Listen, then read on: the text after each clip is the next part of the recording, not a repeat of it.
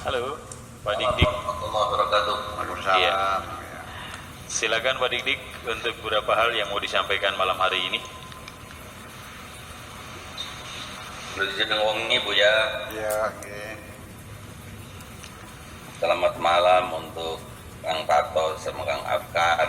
Malam. Selamat malam. Saya malam ini ingin mendapat penjelasan lebih lanjut tentang hati yang bersih yang diulas pada halaman ke-6, di mana di situ ada ketika bersuci sehari 5 kali mengapa engkau tak membersihkan hatimu, dan berlanjut pada kalimat berikutnya, mencari harta karun dilapis 7 bagian dalam bumi lebih mudah daripada mencari hati yang bersih. Nah, ini bicara hati yang bersih ini, memang saya pernah dapat penjelasan dari Buya bahwa namanya kata sifat ini kan tidak bisa didefinisikan. Tapi dengan istilah hati yang bersih tadi dibahas, ada ahli yang baik, ada hati yang baik. Nah, sekarang hati yang bersih ini pula kriterianya apa? Dimana dengan kesulitannya mencari hati yang bersih ini, apakah memang hati bersih ini barang langka, atau kita sendiri yang tidak mudah untuk mendeteksi hati yang baik? Jadi kalau kita coba, maksudnya saya dengan segala keterbatasan melihat bahwa hati yang bersih ini harus disatukan dengan badan ragawi yang unggul, yaitu yang mampu menjalani sesuai dengan tata krama kehidupan ini. Jadi sebetulnya hati yang bersih ini mungkin saya bisa dapat penjelasan lebih lanjut dari Bu ya. Itu yang dimaksud dengan yang dikatakan kalau bisalim ini pada ilah man kota belau bikol bisalim. Iya, ya. Apa yang lain? Terima kasih Bu ya. Assalamualaikum warahmatullahi wabarakatuh. Iya, terima kasih Pak Dik-Dik. Ini hati yang bersih dan hati yang baik sampai juga dikonfrontatifkan dengan mencari hati yang bersih itu lebih mudah. Maksudnya mencari harta karun itu lebih mudah daripada mencari hati yang bersih ketika harta karun itu berada di 7 lapis bumi yang paling bawah. Bu ya, penjelasannya bagaimana? Ya, jadi memang ini perintah bersih-bersih ini kan Ya. kejadiannya kan luar biasa, yaitu Isra dan Mi'raj. Kita suruh bersih-bersih ini sehari 5 kali. Kenapa kok perintah bersih-bersih ini prosedur instruksinya itu tidak cukup dengan surat edaran atau melalui kurir? Kan Jibril bisa disuruh. Jibril sampaikan Muhammad gini, Tuhan menyuruh umat Muhammad zakat cukup melalui Jibril. Ya, suruh puasa ya melalui, semua perintah melalui kurir, melalui surat edaran. Tetapi ketika diperintahkan untuk sholat, dipanggil langsung oleh Tuhan. Ada apa? Ya, dalam prosedur instruksi saja.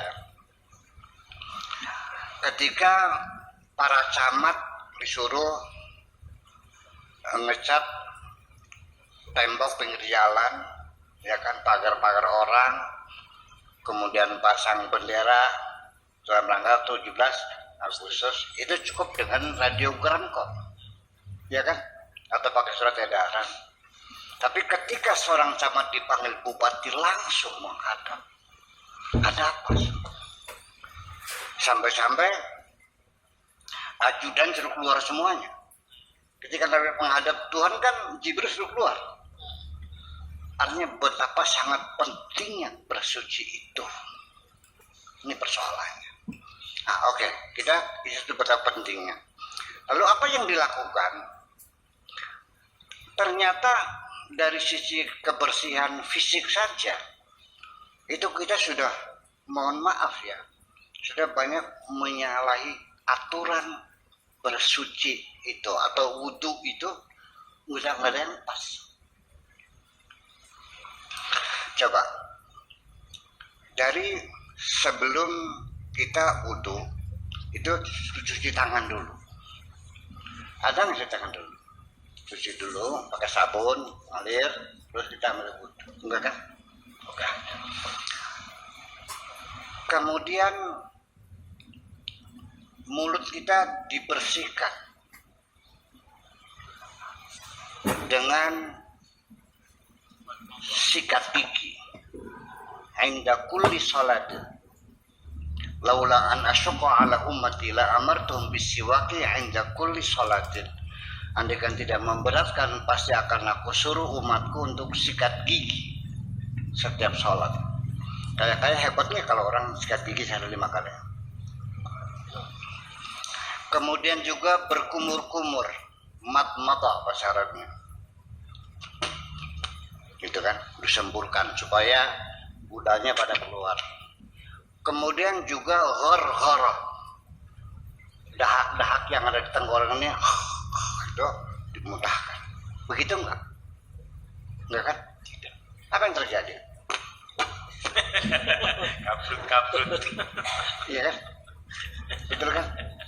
Betul kan? Iya. Kemudian ini korong suruh dibersihkan. Namanya istinsyak. Istinsyak itu airnya disedot, ya, kemudian diseng-serengkan yang keras sehingga kotoran di lidah keluar 3 kali. Begitu enggak? Enggak. Betul enggak? Dan seterusnya lah. Sampai kepala diusap supaya dingin. Yang kita elektronik aja perlu pendinginan kok. Ya, kepala kita sehari 5 kali. Enggak kok. Coba lihat perilaku mereka itu. Zahir saja udah enggak ada yang benar. Apalagi hatinya. Ya. Jadi artinya bahwa orang Islam ini sebelum ke masjid ini kopoknya dibersihin, korongnya dibersihin, kudanya dibersihin, ya, kemudian juga bau badan semua sejuk. Nah, ketika kita masuk masjid, itu ada proses kebersamaan, menghilangkan rasa kesombongan kita, siap duduk berdampingan dengan siapapun. Betul nggak? Seorang jenderal datangnya terlambat, boleh nggak maksa di depan duduknya? Nggak boleh. Nggak bisa.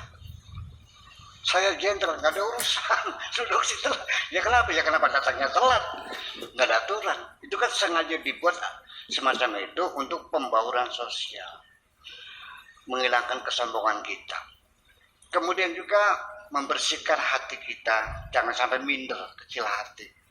Anda orang Islam, tiap hari berjamaah, Anda orang miskin, Anda gak takut kok duduk dengan para jenderal, duduk dengan orang konglomerat, nggak urusan kok.